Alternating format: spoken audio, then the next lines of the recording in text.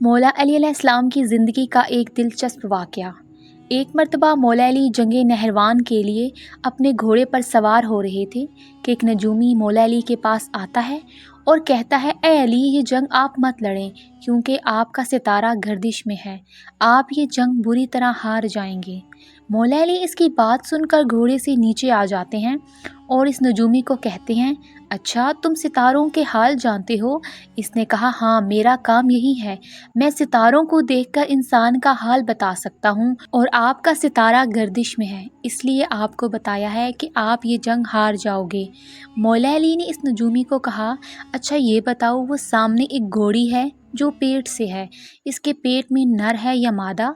अब वो नजूमी खामोश हो गया।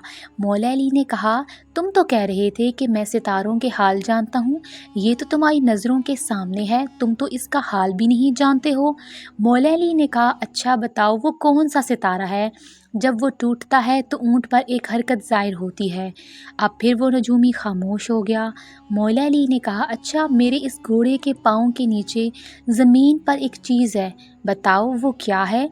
नजूमी खामोश। मौला अली ने कहा, तुम आसमान के तो क्या, ज़मीन पर तुम्हारी नज़रों के जो सामने है वो भी नहीं जानते हो। सुनो ऐ शख्स, मैं अली अब तुझे बताता हूँ, अली की ज़िंदगी की सबसे कामयाब ये जंग होगी। मेरे 10 साथी भी इस जंग में नहीं शहीद होंगे और मेरे मुखालिफ के 10 लोग भी नहीं बचेंगे। और फिर तारीख़ में लिखा है कि जंग नहरवान में मौला अली का कोई भी साथी शहीद नहीं हुआ था।